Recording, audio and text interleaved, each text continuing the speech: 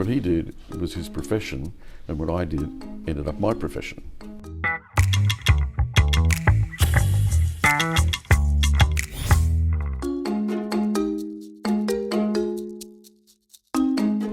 Gary, thank you for taking the time to be here this morning. I mean, how long have I known you? I've known you for at least... Too long. That's exactly what it's been. It's been too long. I've known you too long. About 30 years. Right. But you used to always tickle me, because when I first met you, I remember I shook your hand and you said, "Where's my watch?" That's why I'm keeping this very, very tight today. And just in case I got one on this arm. See, things I don't forget. You never forget those things.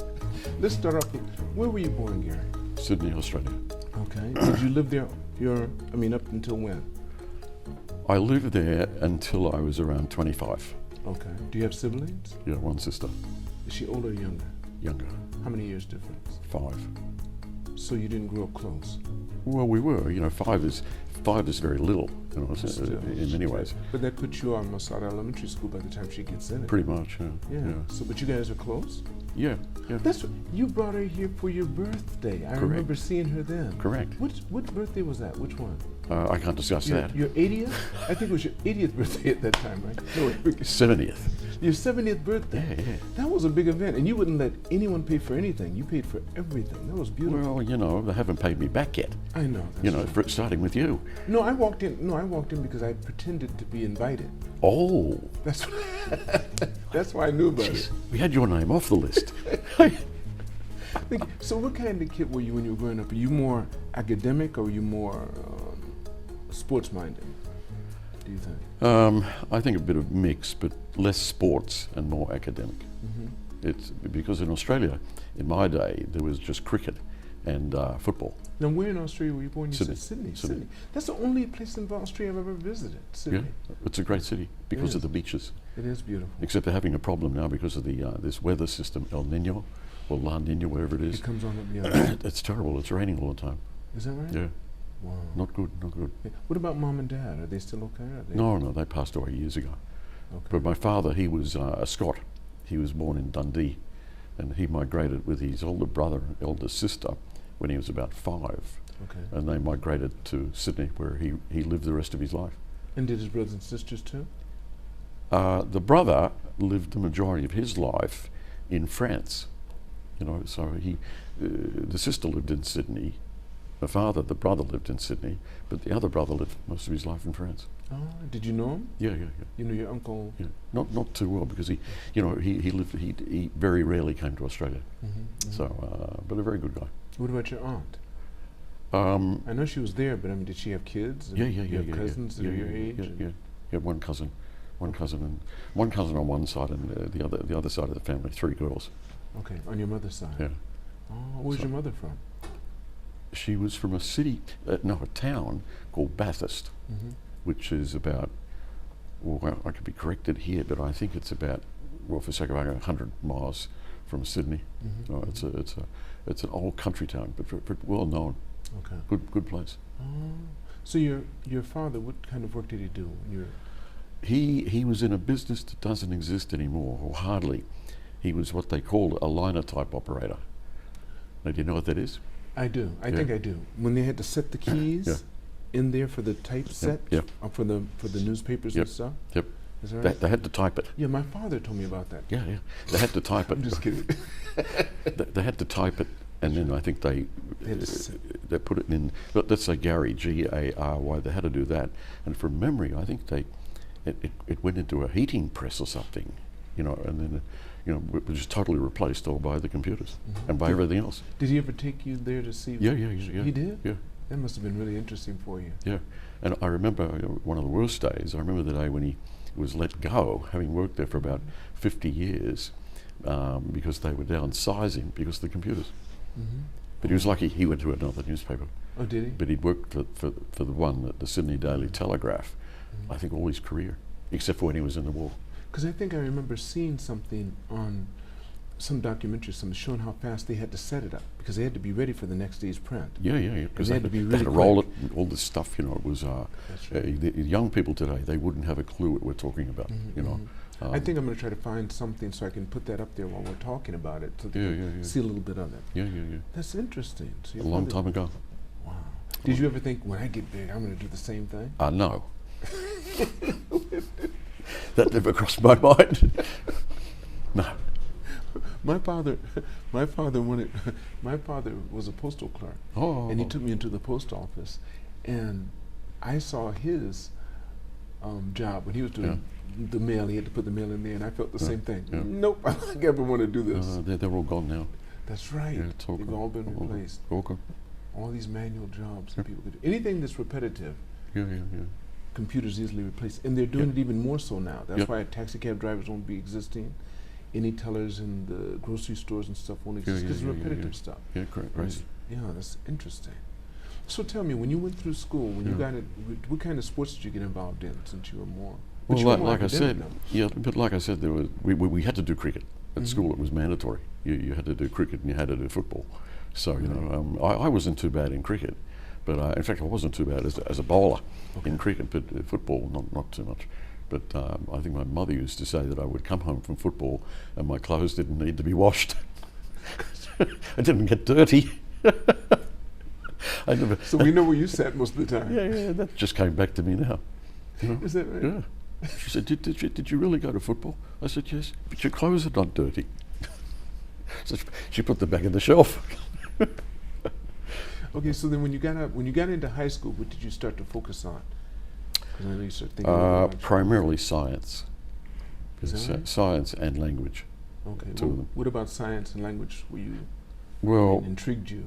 I think the language was the fact that I thought that sooner or later I would leave Australia. I thought that possibly. So, but in my day, in my school, it was only Latin and French. Only two. Like today, there are many languages. So it was Latin and French, and I found them both quite easy. But of course, there's not a great demand for Latin when you leave school. You know? Unless you want to become a priest. Yeah. A Well, Catholic priest. yeah, that didn't go through my mind. Is that right? No. Okay, so then when you got into what did you major with out of high school? Primarily science, Science. which is physics and chemistry. Okay. The two. Right. Then going on to uni, Yeah. what did you go in thinking that you were going to Well, do? I originally wanted to do medicine, and in my day, in Sydney University, which was the only university in Sydney at that time that had a medical faculty, I forget how many. I think they only took about 200 a year. It was very small, and I didn't get in, but I had a second one up my sleeve, and it was pharmacy. So I became a pharmacist. And now looking back and looking at medical science and all that, to be frank, and I hate to say this, I'm rather glad I'm not a doctor, because it's a pretty tough job. It is. Not that my jobs haven't been tough, but anyway, it ended up I did pharmacy, and pharmacy led to I was in retail for a while, and that's not very pleasurable in my opinion. Okay. Yeah. Now in retail, what are you doing? Are you at a pharmacy then just selling? Yeah. That's Yeah. all you're doing. And in Taking the orders, taking prescriptions. Yeah, and stuff. in the dispensary, getting the drugs ready. In those days, the pestle and mortar and making creams and making liquids, that doesn't happen anymore, you know. But I was lucky that it's just a fluke, but a friend of mine, a fellow pharmacist, said to me, if we go to what they call FAPA, F-A-P-A, the Federation of Asian Pharmaceutical Association, something like that, they were having their annual conference in the Philippines, and you could go to. It was in Manila, but there was a trip arranged that you could go to the Philippines, Hong Kong, Singapore, and Bangkok, and it was not very expensive, and you could claim it on your tax. So I went, and again a fluke, because I was working for a large pharmaceutical company, a retail outlet in Australia, and they had an export business in Hong Kong, clients in Hong Kong. So just to make sure that I legitimised the tax, I asked the company, could I drop in and see the agent in Hong Kong, which I did, and the agent, being very kind, gave me an order to bring back to the company. So when I came back and I gave them the order, shortly thereafter, an offer came my way from the company to leave retail and to get into the export side of the business.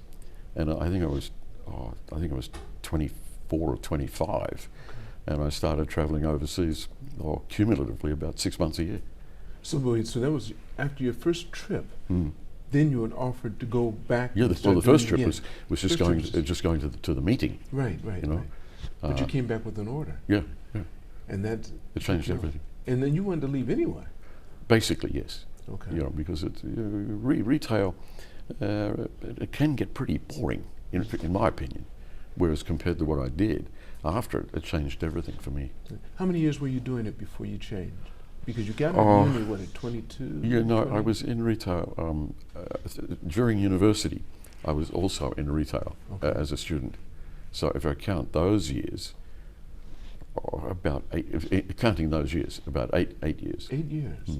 Okay. So from the start of university, right, until I became a registered qualified pharmacist. Right. But you weren't thinking about marriage? Do you have a girlfriend or anything at that time? Because I mean, we're about the same generation. I know I'm a lot younger than you, but I remember. Is that right?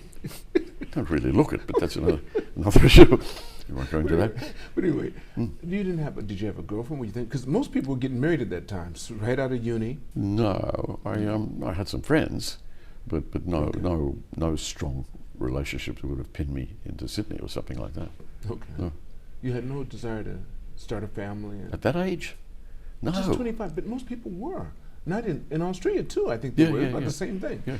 They were getting married right out of high school. Yeah, but not me. Well, did your father marry late? That's a good question. No, he didn't marry late at all. I'm off the cuff, I forget how old he was. I think he was about 27, 28. When he had you? Yeah. Okay, so that's not much, yeah. So you were just trying to go along there because you left at 25. You didn't have anyone, so you still had 2 more years before you'd match your father. Most people tend to duplicate what their parents do. No. In some way or another. I went a totally different way. I know you did. Yeah. And not in the bad sense. You know, not in the bad sense. I know you waited for a long time. What he did was his profession, and what I did ended up my profession. You know, they were different professions. Right, that's true. You know? That's true. So I spent the majority of my career in the healthcare industry. Did he tell you when he was alive that he wanted to be a line setter? Was that something he really wanted to try to do, or did he fall into that somehow or another? I think it happened after the war, because he did many years in the war. I think it was when he came back he got into that, not before the war. Okay. Because in those days you went into the war pretty early, pretty young. That's right, like 17. 19. Yeah, whatever. And that was probably him. Right. You're talking about World War II. Yep. The same one my father was in. Yeah. Okay. Tough so life. he stayed in longer than 4 years. He stayed in like Me? your Sorry. father. In what? In the war. Yeah, he did. He was all over the place. I know he was in New Guinea. Well, then you were born while he was in the war. No. After. Yeah, maybe not. Okay, if you didn't stay in over 10 years. Yeah. Right? No. Okay. No, but he was in a few places in the war, and it's something that never left him. He not in the bad sense, but like almost like the word constant pops out, right? Almost constant references to the war, so it had an impact on him. Okay. You know, but not something that dragged him right down, but it's something that was in his head. Right. And also, he was born during the time of the Depression. Sure. So that had to be a part of his life as well. Sure. In Scotland, when they Really were very poor. Yes, of course. Very poor. You know, I think they came out to Australia, you know, on a ship in those days were full of, you know, British immigrants, and you know, there were lots of them, and I think they were all pretty poor. Otherwise, they wouldn't have left England. They wouldn't have, of course. Especially Scotland, you know. Right. Tough. Oh my goodness. Did he maintain his Scottish accent? No. Do you remember? Oh, he changed that pretty quick? Well, he was And very adapted? young. See, I think, again, I could be wrong. I think he was either 3 or 5. He wasn't older than 5. So whatever accent you have at that age, that disappears very quickly. Of course it does. You know. So he had a very Australian accent. So when you left, okay, so coming back and then them sending you overseas, they sent you where to? Where did they send you? Well, I would travel around selling pharmaceutical products, and Oh, initially... so you weren't sent to state. They didn't give you a posting. No. You were supposed to be just traveling. Sure. Okay. So based in Sydney, because that's where the company was, and I would visit the agents in the Pacific, Fiji, Honiara, Samoa, all of the islands around there. Unfortunately, not Tahiti, and then Middle East. I did all the major Middle East countries except for Israel, because my passport it was Saudi Arabia and etc. Egypt, and in those days, if you had that in your passport, it was pretty difficult to go into Israel. So it was 40 years later I went into Israel as a tourist. But so I went around those areas. I remember one I'll never forget. Ramadan, right? The holy period in the Middle East. I was in Jeddah, right, in Saudi Arabia, and I didn't know anything about Ramadan in those days. And I was in there in Ramadan, and you cannot go out in the day. You have to stay primarily, in those days, I don't know about today, you had to fast during the day, right, if you're a Muslim, and you could go out at night. So I was stuck in the hotel all day. I couldn't order any food, and at night time, you just go out like anybody else, and you have your meal. But I never forget that, being stuck in, well, you know how important Jeddah is in Saudi Arabia, being stuck there in the middle of Ramadan. That's one of the things you never forget. Wow. It's a funny one. So tell me, so you did that for how long? Did you work with the company in the export type business? Yes, 74, from about 1969 to 74. Okay. So it's 5 years, yeah. And then I was all over the place. And then after that, what'd you do? Then again. Did you stay with the company? Not then. It was then because of the travel, and again to Hong Kong. Wherever I went, very often I went through Hong Kong. It was Hong Kong to here or Hong Kong to there, and I got to know people, in the drug industry, pharmaceutical industry in Hong Kong, and I got offered a job which was then Warner-Lambert, which these days doesn't exist. It was acquired by Pfizer. So young people today, probably even young pharmacists, wouldn't know that the company Warner-Lambert. So I joined Warner-Lambert, and I left Australia, I think, November 30th, 1974. You think? Yeah. That's how sharp it was in your mind. Yeah. And after 5 years of being with them? Yes, Okay. yes. And then I left because of this offer to move to Hong Kong. In what position? It was a product manager for Warner-Lambert. So special, in this compound, this compounder, this compounder, this compound. So it was, and there was great, terrific experience. So that was 74 to 81. So the job was in Hong Kong? In Hong Kong. Okay. So that involved a fair bit of travel back and forth to the US because of Warner-Lambert. But that changed everything. So I was well and truly out of what I'd been doing. And then Warner-Lambert exposed me to the real international business because of a big American company. Based in New Jersey. Okay. Big company. Right. So then how long did you stay with them? That was until 74 to 81. Okay. 74 to 81. Right.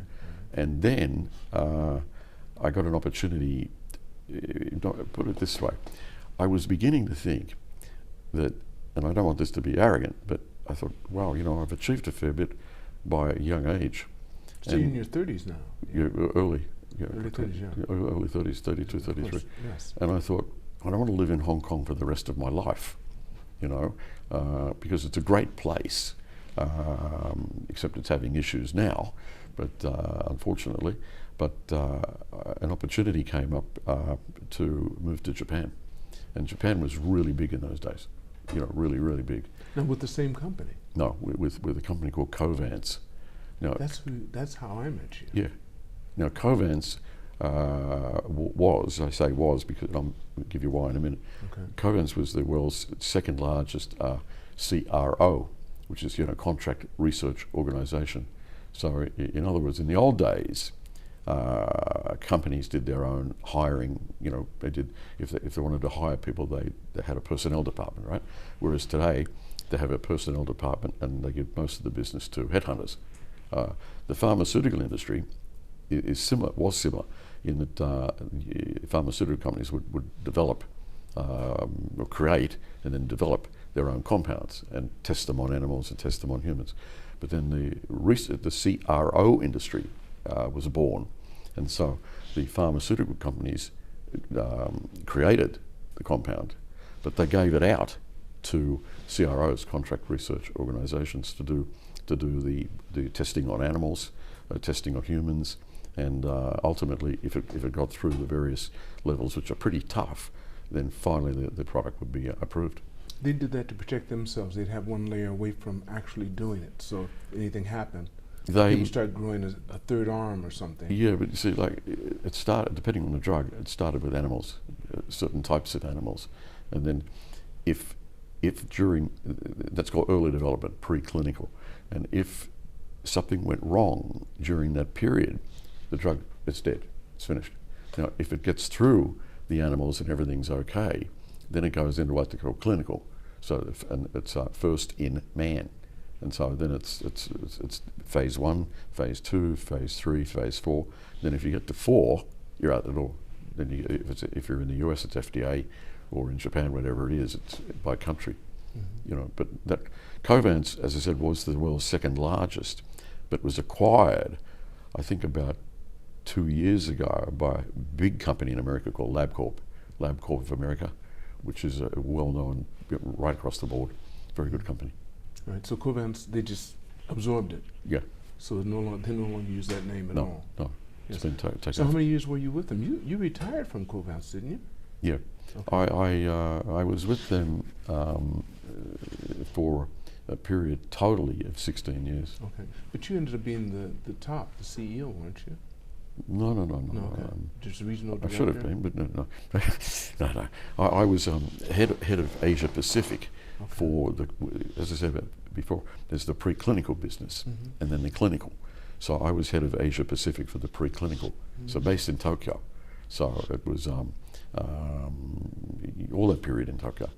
And then when I retired, November 30th, 2018.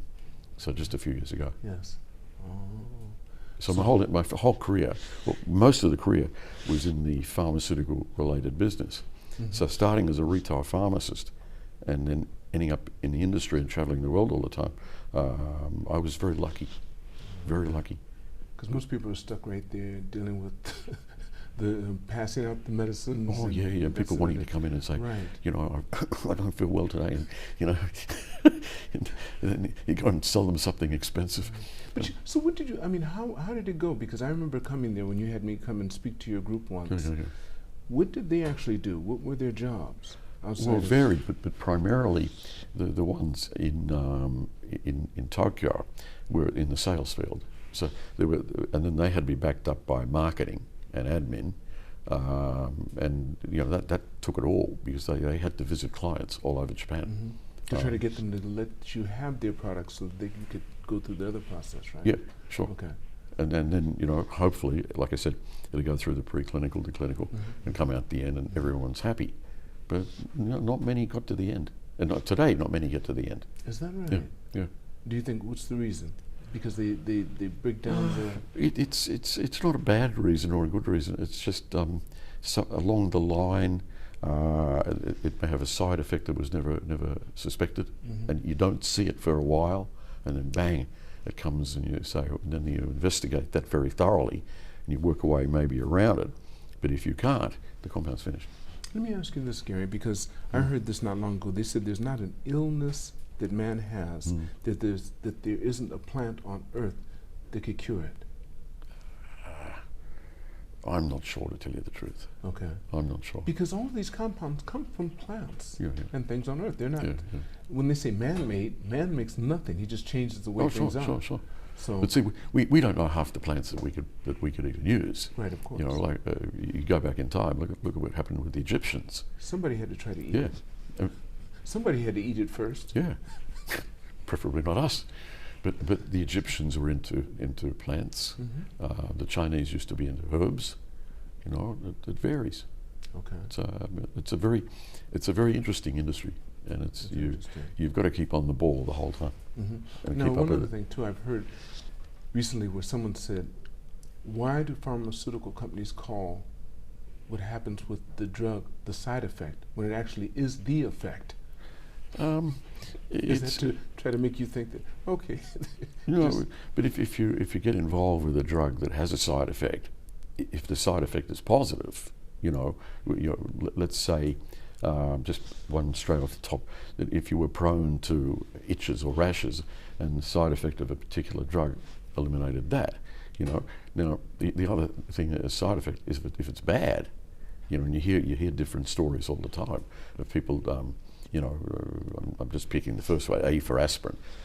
Aspirin's all over the place, but some people are allergic to aspirin. That's the name of the game. I see. Some people have issues with certain anesthetics.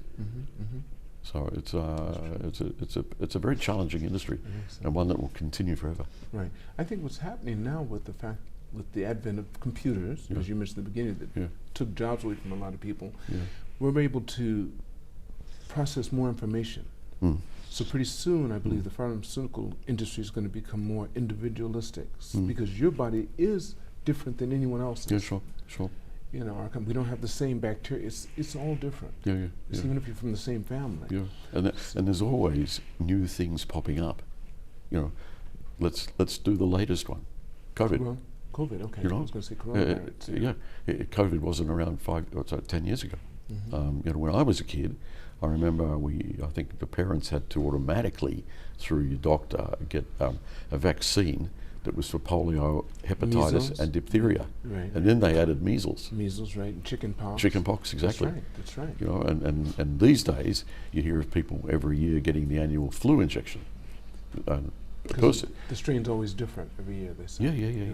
Personally, I could be wrong. I think what will happen in time, and not long from now, is that COVID will become one of them, which would make sense. Because if the flu is every year, then that makes sense to have the vaccine included for COVID if there's no interaction. Right. Because is this true too, that you can't have two viruses at the same time? For example, you can't have a flu, let's say rheumatic flu, if you have COVID. Because they're both respiratory viruses. So either one gets you or the other. Okay, you can't have them both at the same time. I'm not sure whether that's a good question. Yeah. I'm not sure really whether you can have both at the same time, but I wouldn't want either. Tell me about it. It's terrible. It's just terrible. So I have a very good friend in Australia at the moment who I went to school with, and his career was in the military, and he was good body and everything, and he got COVID, contracted COVID a number of months ago, and I rang him several weeks ago, and his wife said to me that the week before, they didn't know whether he would get through the week. And he's a strong guy.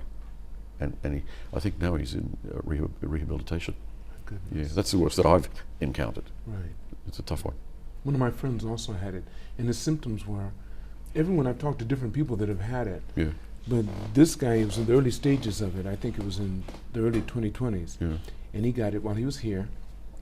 And he called me up and he said he shaved all his hair off because it felt like each follicle felt like it was a needle. Oh, I could believe that. In his head. And he said he couldn't take it. And he said his sense of smell, particularly for, oranges, was really, really overpowering. Wow. He said his sense of smell went up several degrees, and then the sense in his head, so he shaved his hair off as a result of it. He lost a lot of weight, but he made it through. But he was in the hospitals here. And I'm talking about you, Colin. So when you see this, you'll know I'm talking about you. He's been on the podcast too. But I called him every day.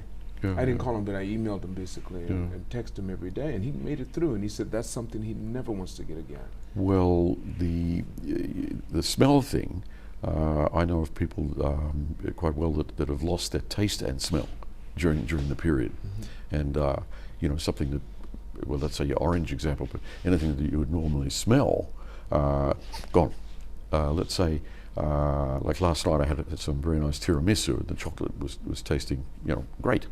Apparently, part of the strains of COVID, you could be having that tiramisu and you couldn't taste a thing. I know, I've heard that. It's almost impossible to comprehend. Isn't that interesting?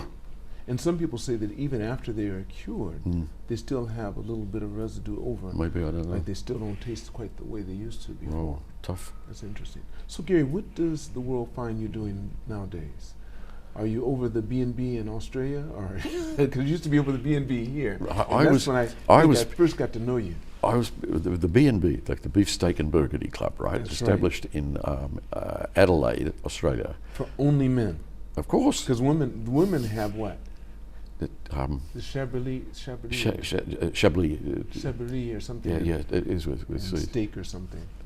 Steak, Chablis, maybe. And pork chops? I think chicken and Chablis. That's right, chicken and Chablis or something. Right. So the Beef Steak and Burgundy started by two guys who used to meet, I think, on a Friday, and were having steak and red wine, and then a couple of others.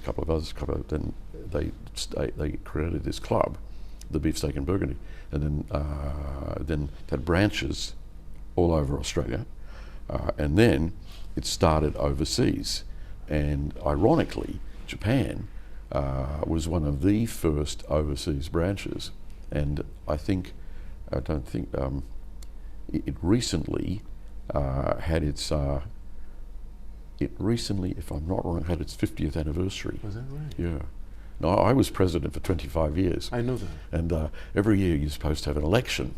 And so one of my first, shall I say, duties was to eliminate the election roll. And so there was no election for president or vice president. We called it a committee of a VP, a wine master, a food master, a secretary, etc.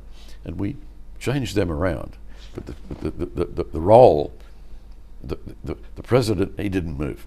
And so why did you do that? I know you liked what you were doing, but you liked it that much. I did. So what they started calling me. But your group liked you so much too that they didn't mind you keeping that position. No, I didn't get kicked out. No. They really loved you in that position. But I jokingly, they started calling me PFL, and that was President for Life. And recently I saw somebody, how you doing, PFL? You know, and then it altered again. It was PFL, President for Life, and all eternity. So, but it's a great club. It's and now that I'm. But you have to have a thick skin if you're going to go to it, because you guys do not play. I remember going to two of them. First of all, Pete Johnson. Pete Johnson, he was a member. He invited me, and everyone called me his Aborigine cousin, or he did, one or the other. And there's another black guy, that's why. And there was one, you had a couple of New Zealanders, and I remember one got up, because was it every week or every month? Every month you had the meeting. Friday. Every Friday. And I remember he got up and he had to introduce the wine for that week. Okay. And I remember he got up there, and before he could get a word out of his mouth, all of you guys start going, bah, bah, because I'm coming from New Zealand. That's a fact. And he said, F you guys, and kept on trying to go through the Tokyo B&B, I think, is very unique. And because, remember, the members, I don't know the percentage, but they're all probably 90% Australians. But a non-Australian can become a member if he can be voted in and agreed, and that's not easy. And he has a thick skin. Especially if he's a New Zealander. Right. But I think the fact it's got an international base. You know, there are Australians who now live here or have lived in various places, and then you bring guests. So if you look at the average nationality, it could be anything, you know, at that day. And if you don't have as you said, if you don't have a thick skin, you don't want to be there, because you know it could be from the moment they walk in. It could be, for example, the tie you're wearing. Look at the tie on that idiot. You know. But now that I'm living back in Australia, I belong to a chapter there called the Mossman B&B. And because the suburb is Mossman, and but it's completely the concept is the same. The food master, the wine master, the president, and in fact they just had an election for a new committee and president. So they've changed new president, of course. But it's are you president there too? No. The culture is very different. Here, as you've said, I put it out. There's a lot of mocking, but with no bad intent. It's funny. No, I know that. You find that out real quick. If you don't come out of the B&B laughing, there's something wrong. That's right. But the one that I go to in Sydney, it's it's more serious, and it's not very amusing. Is it like a Toastmasters? A bit like it, yeah. So it's, you know, you meet new people, or they're the same people, or whatever, but it's not nobody's taking the mickey out of you. That's totally different. There are no jokes? Very few. Okay. Very few.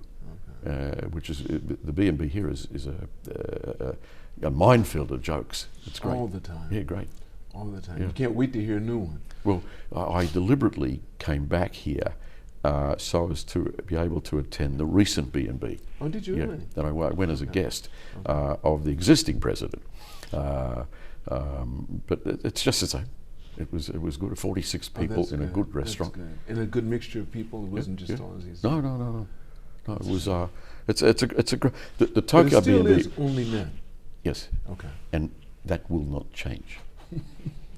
I think. I'm not sure whether they do it in Japan, but I think there was a once a year, maybe a dinner, where you could invite, you know, your lady friend or your wife or whatever. To give us some idea of what you're doing and, yeah, and what kind of guys you're hanging with. And that's when we decided never to do that again, because they found out what we're doing and everything. And, you know, you're going to the B&B again on Friday, are you? I was. Typical. You know? I still get it, you know. Isn't that interesting? Yeah, but it's a terrific organisation. Okay. It's very very Australian. Yeah, it is. Yeah. That's for sure. Well, listen. So, what are you doing nowadays? Well, what do you do with your time? As I said, I retired at the end of 2018, and having lived in Japan 2 periods, I was here 81 to 91, and then I was in New York with the company, and then changed companies, had to come back. So I was 81 to 91 in Tokyo, and then 93 until 2 years ago, until August 15, 2020. So just about 26 months ago from today's date, I decided I had to make a decision whether to remain in Japan or to go elsewhere, and Australia was one, and it was the most difficult decision that I ever had to make in my life. And because my family, I've got twin daughters, and they were born here. And they were in my program as well. That's right. Used to come there. Yeah. And that's when we started to know each other. Yep. Actually, Yep. but I didn't know anything about the B&B at that time. Yeah. Well, one daughter lived. They both went to university initially in the States and then in Australia. And when they graduated, one decided to remain in Sydney, and the other one came back to Tokyo. Because my wife's got a business here that she loves Japan, and so I've got to do now once or twice a year. So I didn't know what to do. I was up and down, and one day I had a conversation with a very close friend of mine, and I said to him, "Look, I don't know what to do, whether to stay in Japan or go to Sydney or whatever." And he looked me right in the eye. And he said to me, "Go to Sydney." And he was straight out, not smiling, "Go to Sydney." I said, "Why?" And he looked me in the eye. I'll never forget this. He said, "You're going home." And it hit me here, and it hit me here. I knew then.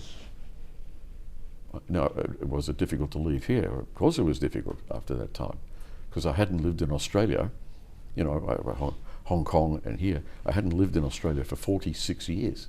You spent all your adult life outside of your country. Sure.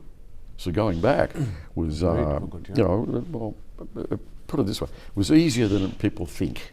Okay. And I think I was lucky, and the one daughter that lives there, she was extremely helpful, and other people, helped me in this way or that way. What were some of the challenges or some of the things that you found you didn't expect, you didn't anticipate when you went back? Yeah, okay. I've been back over the years, of course. Especially Different than when you're living there. Oh yeah, especially when my parents were alive way back. Whether I was in Hong Kong or here, I'd go back.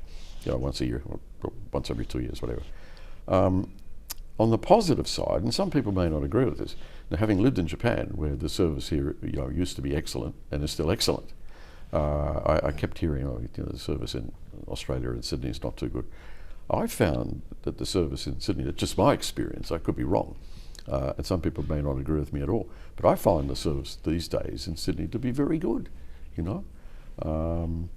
But not many negative surprises. I think driving is more aggressive than here.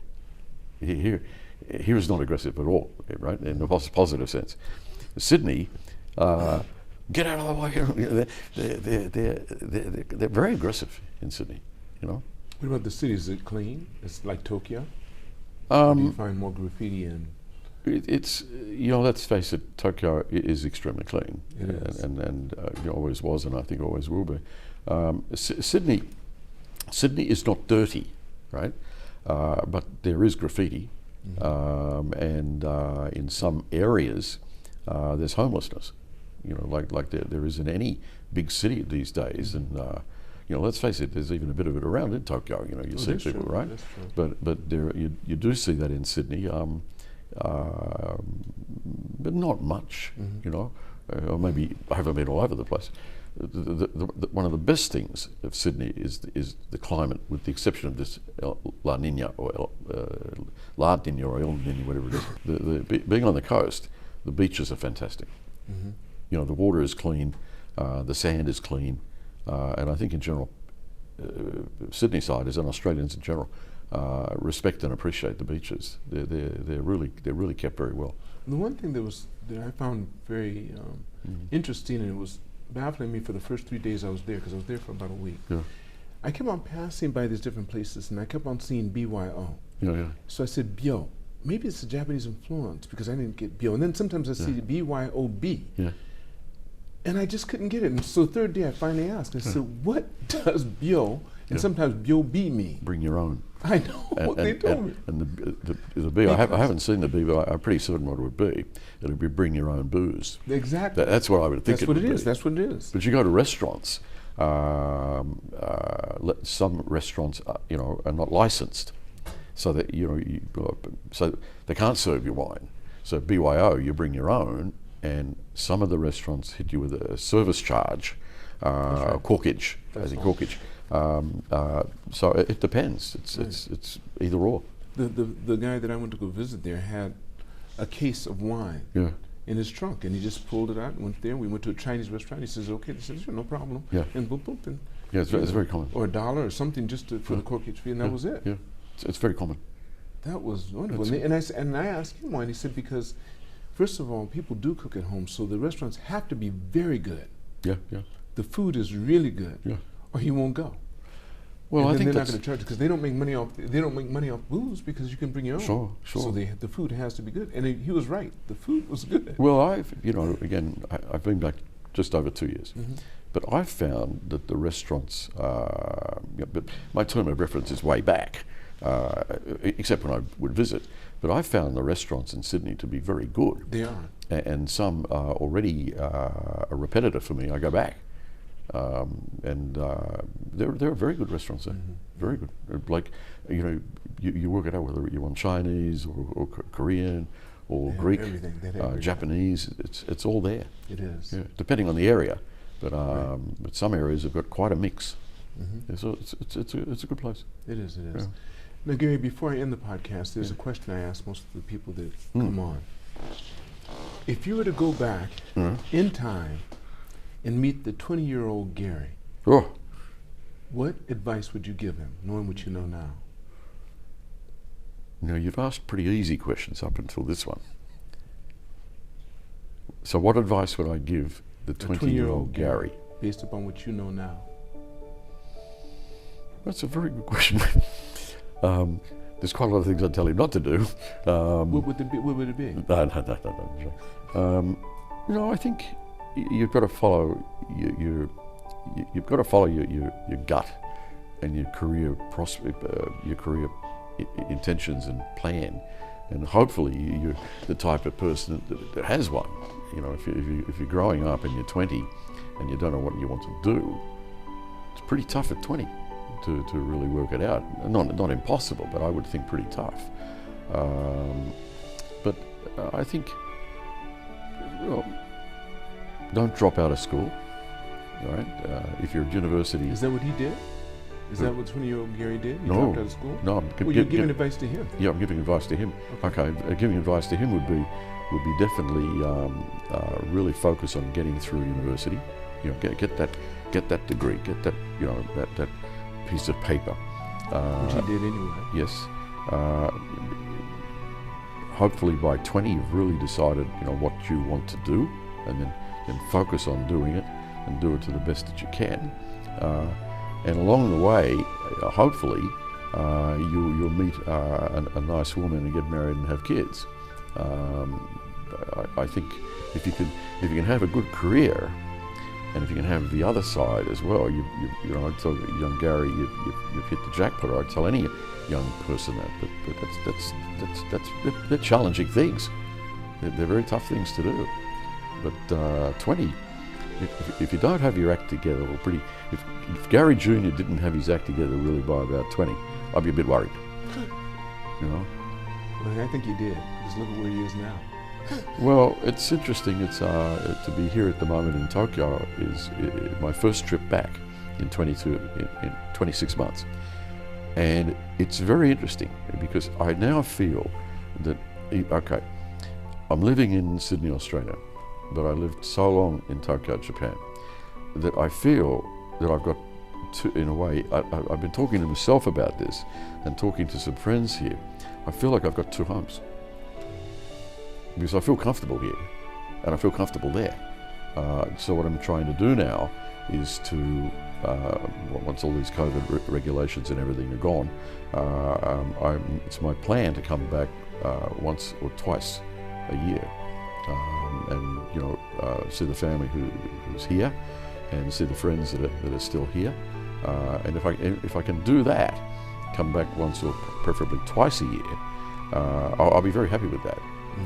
The thing is, what I've noticed this time back is certain people have left, you know, and left in one sense is good if they've decided to go back to the States or the UK or Australia or wherever they've left. Okay.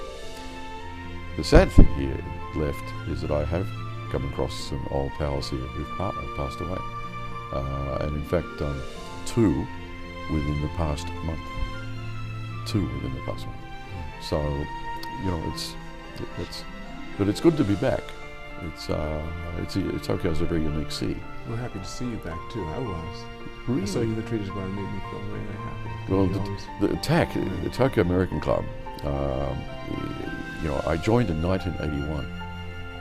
That was 7 years before me. Yeah, I joined in 1981, and I'm still a member. Right? Sure, and when I give the number, sometimes they're surprised. Sorry? But you have 5 digits? No, you have 4. yeah, Okay, you got 4, so you beat me. yeah. I'm 1300s. Well, I'm not telling you mine because then you charge tricks on my 1, 2, bill. 3, 4. I know what it is. Yeah, no, I'm not telling. I'm not telling you at all. I'll put that away. No, but I have found on this trip a significant amount of my time has been spent in TAC, catching up with people, eating here. Because you know they'll come here. This is like Hong Kong. Yeah. They will come through. You just sit around long enough, you'll see them. If you sit in the winter garden in the middle of the afternoon when you get a cappuccino or something, and you sit back there, depending on the time of day, you see people walking in, walking out, walking. Hi, you know, and the surprising thing for me in many ways is Traders Bar, and I think this is good and bad what I'm going to say. If you go in there at noon, Monday to Friday, you see almost the same people there every day, right? And that's good for, you know, communication and good friendship. But I think if you go to the same place every day, you know, I'd go nuts. But I've enjoyed coming here almost every day. But it is because it's very lucky. There's no competition. That's right. There won't be. I can't see. Too late. I can't see. Whereas Hong Kong's got the Hong Kong Club, the Cricket Club, and the Aberdeen Boat Club. Singapore's full of them. Packed with clubs. Yes, but here there's only really one club. That's right. It's a club. Right. You can't say the YCAC. It's not a club. Because who's going to go out to Yokohama for lunch? You know, and that's why this is. And what I found this time, and this is really true. I'm not just saying to make the people happy here. I found, being away 2 years, the warmth of the staff at various levels. Some are hi Mr. Lynch or hi Gary, usually Mr. Lynch, including some guys who worked in the car park for years and years and years. Oh, how long are you back for? And I found that the coming back has been, the word more warmth. I find the warmth of the staff has been amazing. You do have great staff, isn't it? Yeah, really. But the members make the staff great. Yeah, Vice versa. yeah. But some of them have been here 20 years or 25 years. That's right. That's right. And they're good guys, they're good girls. Yeah. So I will definitely, when I come back again, people can find me usually in the Traders Bar. Well, that's a shout out to all of you that work here at the American Club. You just heard it from a long-time member. He thinks you're doing a fantastic job. I back that. I'm not giving you my four digits because you'd start charging. I sure would. Gary, I want to thank you so much. Thanks very much, Lance, for letting me do this. Yes. I wasn't aware of this, and I'd be very interested to see the outcome. And I'll look at some others that are in there. Please do. You don't see a lot of people that you know. No, I never heard about it. So it's very good. Thank you very much. Thank you. I want to thank all of you for watching this podcast. Make sure you press like and subscribe. And never forget, it's all alone. So reach for the stars because you're too blessed to be stressed.